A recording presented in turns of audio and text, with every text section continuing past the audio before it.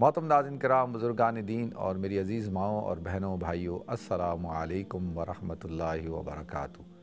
मैं आपका मेज़बान अब्दुल वहाब आपको प्रोग्राम गुफ्तगू के अंदर खुशामदीद करता हूँ। नाज़रीन, जो शरीयत और जो दीन अल्लाह रब्बुल इज़्ज़त ने हमें दिया, इसके अंदर जो अराकीन हैं, जो पिलर्स ऑफ इस्लाम हैं, वो अल्लाह रब्बुल इज़्ज़त ने और हुज़ूर अकरम सल्लल्लाहु अलैहि वसल्लम ने मुतय्यन कर दिए, उनको बयान कर दिया। उनके अंदर किसी किस्म का कोई इख्तलाफ और कोई इफ्तराक पैदा नहीं किया जा सकता। अगर कोई शख्स उनका मुनकिर होता है तो वो दायरा इस्लाम से ख़ारिज है।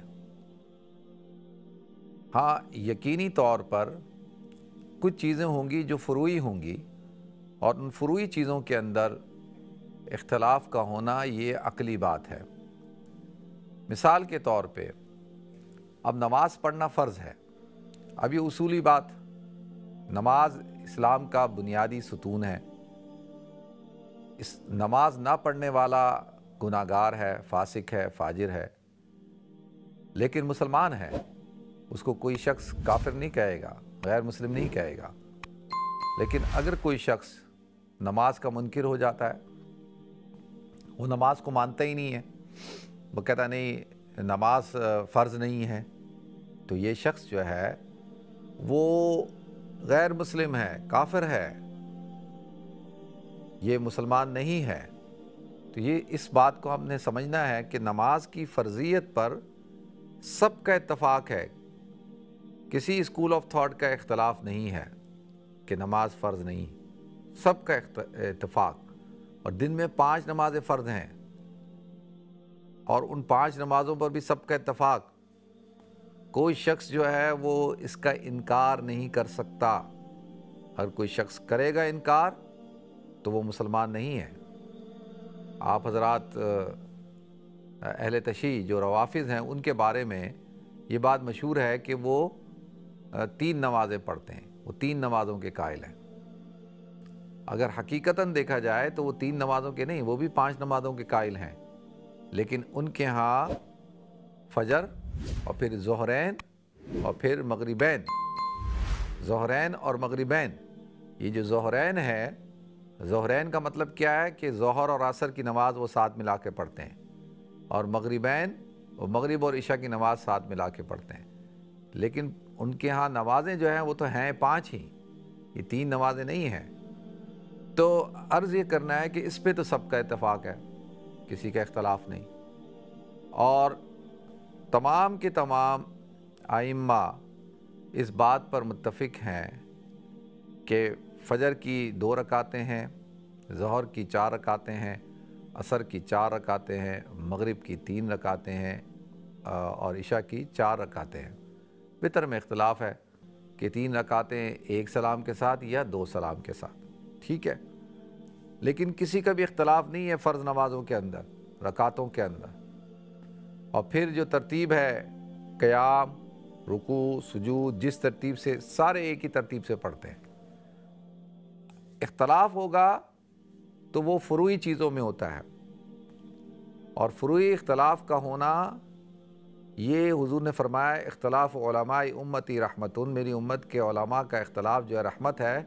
वो ये फ़ुरूई इख्तलाफ, और वो क्या है? मिसाल के तौर पे ग़ज़वा अहज़ाब के बाद, जब ग़ज़वा अहज़ाब हुआ, आप हज़रात को इल्म है कि ग़ज़वा अहज़ाब में पूरा अरब और फिर यहूद के जो कबाइल हैं, मदीना मुनव्वरा के जो इर्द गिर्द रहते थे, बनु नज़ीर, बनु क़ुरैज़ा, और ये सब मिलकर इन्होंने मुसलमानों के ख़िलाफ़ एक अलाइंस बनाया और प्लान किया कि मुसलमानों को ख़त्म कर दिया जाए। फिर अल्लाह रब्बुल इज़्ज़त ने ग़ज़वा अहज़ाब में मुसलमानों को फ़तह अता फ़रमाई। तो उसके बाद जब ग़ज़वा अहज़ाब ख़त्म हुआ तो हुज़ूर अकरम सल्लल्लाहु अलैहि वसल्लम ने सहाबा की एक जमात को मुकर्रर किया और फ़रमाया, ला युसल्लीन अल अहद इल्ला बनी कुरैदा, कि तुम में से कोई शख्स नमाज ना पढ़े असर की नमाज, ला युसल्लीन अल असरा इल्ला बनी कुरैदा भी बनी कुरैदा, कि तुम असर की नमाज़ नहीं पढ़ना मगर बनु कुरैज़ा पहुँच के पढ़ना। और जमात भेजी जाओ, बनु कुरैज़ा ने جو دھوکہ دیا تھا اور مسلمانوں کے ساتھ اتحاد ہوتے ہوئے پھر اس کی مخالفت کی تھی، تو ان کے ساتھ معاملے کو حل کرنا تھا اور آپ نے ایک لشکر بھیجا۔ اب ہوا کیا کہ جب وہ لشکر جا رہا تھا تو عصر کا وقت ہو گیا، تو ایک جماعت نے کہا بھائی عصر کا وقت ہو گیا ہے، عصر کی نماز پڑھنی ہے اور نماز وقت مقررہ کے اوپر فرض ہے، تو لہذا نماز پڑھیں گے۔ دوسری جماعت نے کہا نہیں، حضور نے فرمایا تھا کہ بنو قریظہ پہنچ کر عصر کی نماز پڑھنا، ہم عصر کی نماز نہیں پڑھیں گے، ہم بنو قریظہ پہنچ کے پڑھیں گے۔ حضور کا مطلب یہ تھا، کہنے کا مطلب یہ تھا کہ اتنی تیزی سے جاؤ کہ عصر کے وقت تک وہاں پہنچ جانا۔ یہ مطلب نہیں تھا کہ نماز وہاں پڑھنی ہے، مطلب یہ تھا کہ وہاں عصر تک پہنچنا ہے۔ تو انہوں نے حضور اکرم صلی اللہ علیہ وسلم کا جو قول تھا آپ کے حکم کا، ایک حکمی معنی لیا کہ نہیں، مقصد یہ تھا کہنے کا کہ وہی عصر تک پہنچنا ہے۔ دوسری جماعت نے کہا نہیں، ظاہری معنی لیا، حقیقی معنی کہ بھائی حضور نے کہا تھا کہ عصر کی نماز وہاں پہنچ کر پڑھنا، تو جب حضور نے کہا تھا وہاں پہنچ کے پڑھنا تو ہم وہاں پہنچ کے پڑھیں گے، چاہے وہ قضا ہی کیوں نہ ہو جائے۔ تو لہذا جب معاملہ آدھی جماعت نے پڑھ لیا، آدھی جماعت نے وہاں جا کے پڑھی، واپس آئے، واپس آ کر حضور اکرم صلی اللہ علیہ وسلم کو یہ پورا واقعہ بیان کیا گیا کہ اس طرح سے کچھ نے ایسے کیا، کچھ نے ویسے کیا۔ تو حضور اکرم صلی اللہ علیہ وسلم نے فرمایا کہ دونوں نے ٹھیک کیا، دونوں نے ٹھیک کیا، جنہوں نے راستے میں پڑھی انہوں نے بھی ٹھیک کیا، جنہوں نے وہاں پہنچ کر پڑھی انہوں نے بھی ٹھیک کیا، جنہوں نے ظاہری معنی پہ عمل کیا انہوں نے بھی ٹھیک کیا، جنہوں نے باطنی معنی پہ عمل کیا انہوں نے بھی ٹھیک کیا۔ اب دیکھیں کہ حضور دونوں کے فعل کو کہہ رہے ہیں کہ تم دونوں نے ٹھیک کیا، وہ یہ نہیں کہہ رہے کہ بھئی جنہوں نے جو ہے وہ راستے میں پڑھ لی انہوں نے غلط کیا، یا یہ نہیں کہہ رہے کہ جنہوں نے بنو قریظہ جا کے پڑھی انہوں نے غلط کیا، آپ نے کہا دونوں نے ٹھیک کیا۔ تو اس سے علماء نے اخذ کیا، فقہاء کرام نے، کہ کیا ہوتا ہے کہ یہ ایک فروعی بات تھی، اب اختلاف ہوا۔ اختلاف کس بات میں ہو رہا ہے کہ ایک کہہ رہے ہیں کہ حضور نے کہا وہاں پڑھو، وہ ظاہری معنی لے رہے ہیں، دوسرے کہہ رہے ہیں نہیں، اب نماز پڑھنا فرض ہے، وقت پہ پڑھنا فرض ہے، نماز قضا ہو جائے گی۔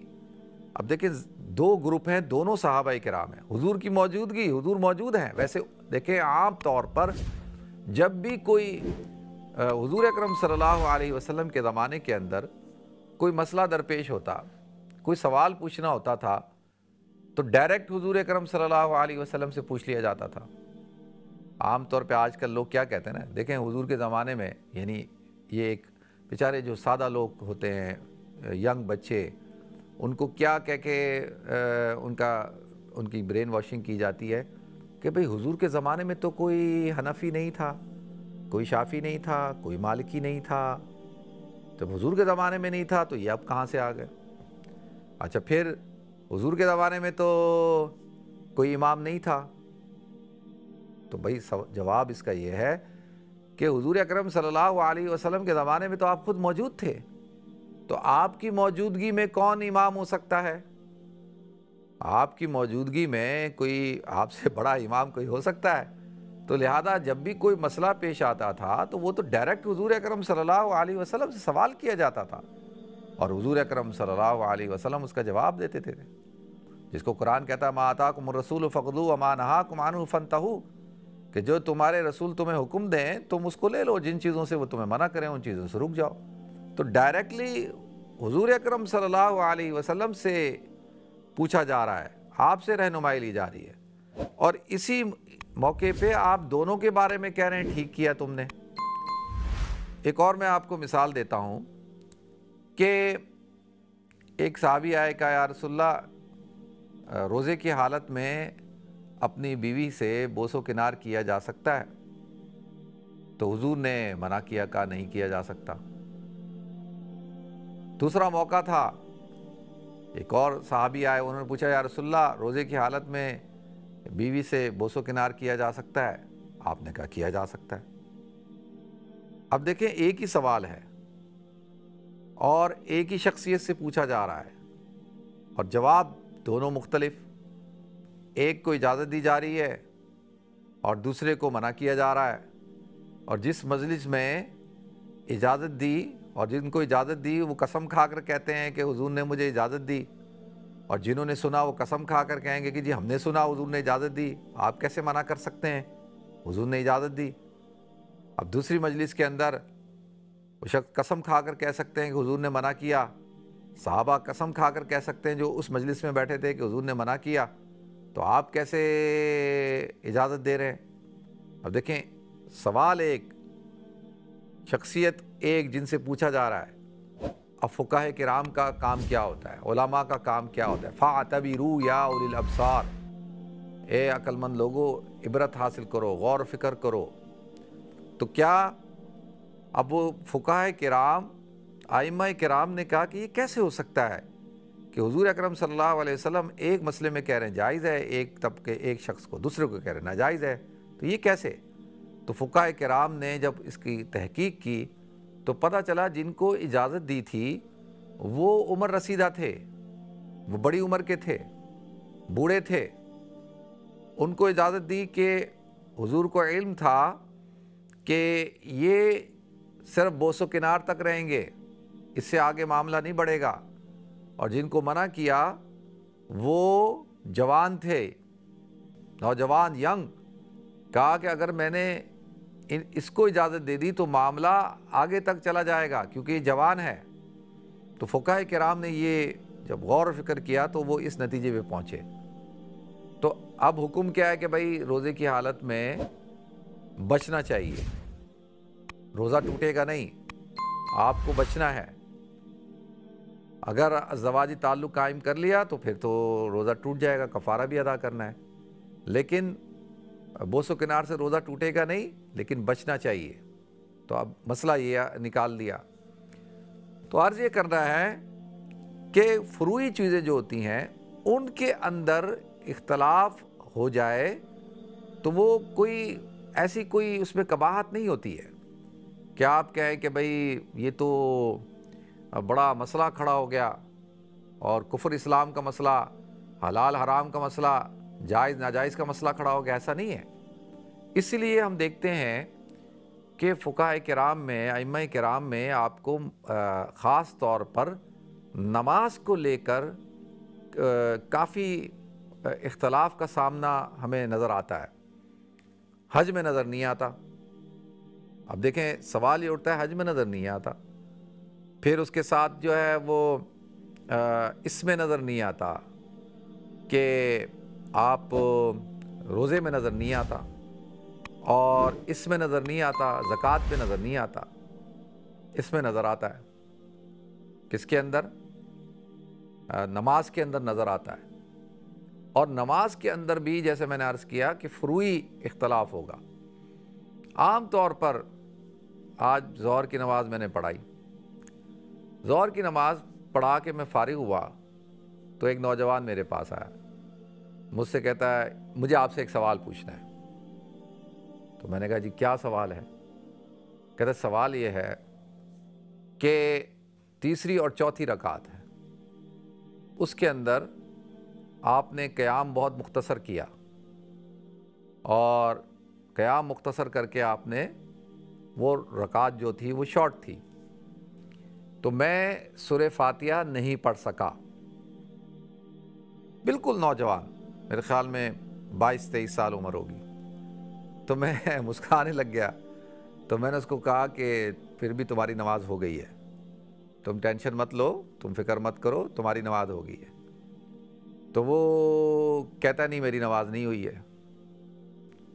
اچھا، میں نے اس کو کہا کہ تمہاری نماز ہو گئی ہے، من کان لہ امام فقراۃ الامام قراۃ لہ، کہ حضور نے فرمایا کہ جو تمہارا امام ہو اس کی قرات، امام کی قرات مقتدی کی قرات کے لیے کافی ہے۔ جب میں نے پڑھ لی تو تمہاری ہو گئی ہے، تمہیں پڑھنے کی ضرورت نہیں ہے۔ تو اچھا، اب یہ بات ہو گئی، اس کو جواب دے دیا، وہ چلا گیا۔ اب سوال یہ ہے کہ یہ جو لا صلاۃ الا بفاتحۃ الکتاب، کہ نماز نہیں ہوتی مگر سورہ فاتحہ کے پڑھنے سے، فاتحہ کے بغیر نماز نہیں ہوگی، تو اس کے اندر جو احکام ہیں یہ تو فقہاء کرام علماء کا کام ہے نا. ہمارے نزدیک احناف کے نزدیک اس کا مطلب یہ ہے کہ جب تک سورہ فاتحہ نہیں پڑھی جائے گی نماز نہیں ہوگی. اب اس میں کہیں یہ نہیں لکھا کہ مقتدی ہے، امام ہے، مطلقاً صلاۃ کا تذکرہ کیا گیا. اور ہم من کان لہ امام فقرات الامام قرات لہ، جس کا امام ہو اس کی قرات مقتدی کی قرات کے لیے کافی ہے. اس کے تحت جب امام نے قرات کر لی تو مقتدی کی قرات ہو گئی، وہ اس کے تابع ہے. اور جب اس کے تابع ہے تو جب امام نے قرات کر لی تو مقتدی کی قرات ہو گئی. تو اس طرح امام نے جب سورہ فاتحہ پڑھ لی تو بھائی مقتدی کی بھی ہو گئی. تو اس میں ایسی ٹینشن کی کیا بات ہے بھائی؟ چلو آپ نے 2 3 سیکنڈ 4 سیکنڈ آپ نے رک کے پوری پڑھ لی تو اس میں کیا ہے؟ اب سوال یہ ہے کہ یہ ایک فروعی اختلاف ہے، یہ کوئی اصولی اختلاف نہیں ہے. تو یہ ایسا نہ ہو کہ بھائی لوگ کہیں کہ بھائی اب تو آپ کی نماز ہی نہیں ہوئی ہے. تو گزارش یہ کرنی ہے، عرض یہ کرنی ہے آپ حضرات سے کہ فروعی اختلاف جو ہوتا ہے وہ علمی اختلاف ہوتا ہے، اور وہ اولیٰ اور غیر اولیٰ کا اختلاف ہوتا ہے، افضل اور غیر افضل کا اختلاف ہوتا ہے. وہ جائز ناجائز کا اختلاف نہیں ہوتا، ہونے نہ ہونے کا اختلاف نہیں ہوتا. تو اس کے اندر جو ہے وہ ضرورت نہیں ہے کہ آپ اتنا بڑا مسئلہ کھڑا کریں کہ نماز کے فوراً بعد جا کے امام کو پکڑ لیں اور بس اس کو کہیں کہ تم نے یوں کیوں کیا، میں نے ایسے کرنا تھا. یہ اس سے پتہ چلتا ہے کہ ابھی بھی جو کچھ اسکول آف تھاٹ کے ہمارے جو لوگ ہیں، جو ینگسٹرز ہیں خاص طور پہ، ان کو ابھی بھی تربیت کی ضرورت ہے اور غور و فکر کی ضرورت ہے، سمجھنے کی ضرورت ہے. تو اب ہم نے یہ جو علمی اختلاف ہے اس کو اختلاف کی حد تک رکھنا ہے. اور یہ اصولی بات ہے کہ انسان جو ہوتے ہیں ان کی عقلیں الگ ہوتی ہیں، ان کی سمجھ الگ ہوتی ہے، اور پھر ان کا جو مسائل کو اخذ کرنے کا طریقہ کار ہوتا ہے وہ بھی الگ ہو سکتا ہے. لیکن بنیادی طور پر کتاب اللہ اور سنت رسول، اس کو آپ نے پکڑ کے رکھنا ہے اور اس سے آپ نے نہیں ہٹنا. آپ کے نزدیک پڑھنا سنت، ہمارے نزدیک نہ پڑھنا سنت. آپ کے نزدیک مقتدی بھی پڑھے گا، ہمارے نزدیک مقتدی نہیں پڑھے گا. کوئی بات نہیں، آپ پڑھیں. جو نہیں پڑھ رہا اس کو وہ اپنے اس کو. تو اس میں کیا ہوتا ہے کہ پھر معاملہ افہام و تفہیم سے حل ہوتا ہے، سوسائٹی کے اندر ہم آہنگی ہوتی ہے، اور لوگوں کے درمیان ان فروعی چیزوں کی بنیاد پر مسائل کھڑے نہیں ہوتے. آپ حضرات کہیں گے کہ یار تو بہت چھوٹی بات ہے، فروعی بات ہے، تو اس میں اگر ہو بھی گئے تو کیا؟ نہیں. جب آپ اختلاف کا بیج بونا شروع کر دیتے ہیں اس بنیاد پر کہ میں ٹھیک ہوں آپ غلط ہیں، تو یہ پھر چھوٹی بات نہیں ہوتی، پھر وہ آہستہ آہستہ آہستہ آہستہ وہ بڑی بات بن جاتی ہے. پھر جو ہے وہ کفر اسلام کا مسئلہ کھڑا ہو جاتا ہے، کیونکہ جو سامنے والا جو آپ کا جو شاگرد ہے وہ تو ابھی اس کے پاس تو پورا علم نہیں ہے. وہ تو یہ سمجھے گا کہ یہ جو مولوی ہے، امام ہے، اس کو تو کچھ پتہ ہی نہیں ہے، اس نے تو نماز ہی صحیح نہیں پڑھائی، اس کی تو نماز ہی ٹھیک نہیں ہے. تو وہ پھر کیا کرے گا؟ وہ نماز نہیں پڑھے گا وہاں پہ. ہم نے کتنی دفعہ ایسے دیکھا. دیکھیں، نام میرے ذہن سے صحابی کا نکل گیا ہے. حضرت عثمان رضی اللہ تعالیٰ عنہ اپنے گھر میں محصور تھے جب جو فتنہ ہے نا حضرت عثمان رضی اللہ تعالیٰ عنہ کے دور میں کھڑا ہوا، اور جو ہے وہ ان کو ان کے گھر کے اندر مقید کر دیا گیا، اور ایک سازشی ٹولہ، صبائی ٹولہ جب اس نے پوری پلاننگ کی اور کس طریقے سے ایک انتشار برپا کیا، فتنہ برپا کیا، تو ایک صحابی حضرت عثمان رضی اللہ تعالیٰ عنہ کے پاس آئے اور آ کر کہا، عثمان اے امیر المومنین، آپ تو گھر کے اندر مقید ہیں، اور مسجد نبوی پہ جو فتنائی ٹولہ ہے، صبائی ٹولہ، اس کا جو سرغنہ ہے بڑا، وہ اس کا کنٹرول ہے اور وہ نماز پڑھاتا ہے وہاں پہ، تو ہمیں کیا کرنا چاہیے؟ ہم کیا اس کے پیچھے نماز پڑھ لیں یا نہ پڑھیں؟ حضرت عثمان رضی اللہ تعالیٰ عنہ نے کہا کہ آپ اس کے پیچھے نماز پڑھیں، کیونکہ نماز پڑھنا ایک اچھا عمل ہے، نماز پڑھنا ایک اچھا عمل ہے، اور اس سے کیا اتفاق، اور یہ میں مفہوم عرض کر رہا ہوں، حضرت عثمان کہتے ہیں نماز پڑھنا ایک اچھا عمل ہے، جو اچھا عمل ہے اس عمل میں ان کا ساتھ دو، اچھے عمل میں، اور جو وہ خراب عمل، غلط عمل کر رہے ہیں اس میں ان سے دور رہو۔ دیکھیں کتنی خوبصورت بات ہے، اور نماز کیونکہ ایک یونٹی کی علامت ہے، اتحاد کی، جماعت کی علامت ہے کہ مسلمان متحد ہیں۔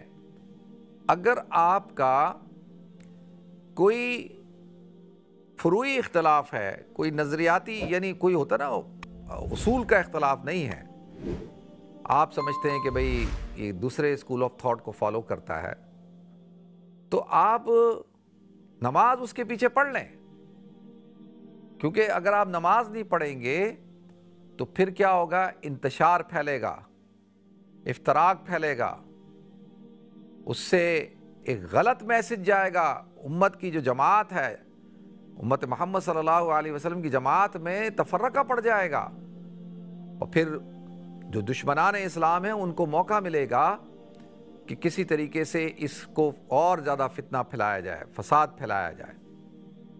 تو لہذا اس لیے عرض کیا جاتا ہے کہ بھائی آپ کو کس نے یہ حق دیا کہ آپ لوگوں کی نماز کے اوپر فیصلہ کریں کہ بھئی تمہاری نماز غلط، تمہاری نماز غلط، تمہاری نماز نہیں ہوگی، تمہاری نماز نہیں ہوگی۔ اچھا جب کہتے ہیں اچھا میری نماز نہیں ہوئی، کیا میری نماز نہیں ہوئی؟ کہتے ہیں نہیں نماز ہو گئی ہے لیکن خلاف سنت ہوئی ہے۔ اچھا بھائی آپ کے نزدیک سنت وہ عمل ہے تو ہمارے نزدیک سنت یہ عمل ہے، تو اس میں کون سی ایسی جھگڑے کی بات ہو گئی؟ لیکن نا جھگڑا، فساد، فتنہ وہ تو بہت بڑی چیز ہے نا۔ الفتنۃ اشد من القتل، فتنہ قتل سے زیادہ خطرناک چیز ہے، اور آپ فتنہ پھیلاتے ہیں۔ آپ جو ہے وہ پھر نوجوان لڑکے لڑکیوں کو آپ کیا کرتے ہیں؟ ان کی ذہن سازی کرتے ہیں، اور ذہن سازی کرنے کے بعد ان کو استعمال کرتے ہیں۔ میری آپ حضرات سے مؤدبانہ گزارش ہے کہ ان چیزوں کو ہم نے سمجھنا ہے۔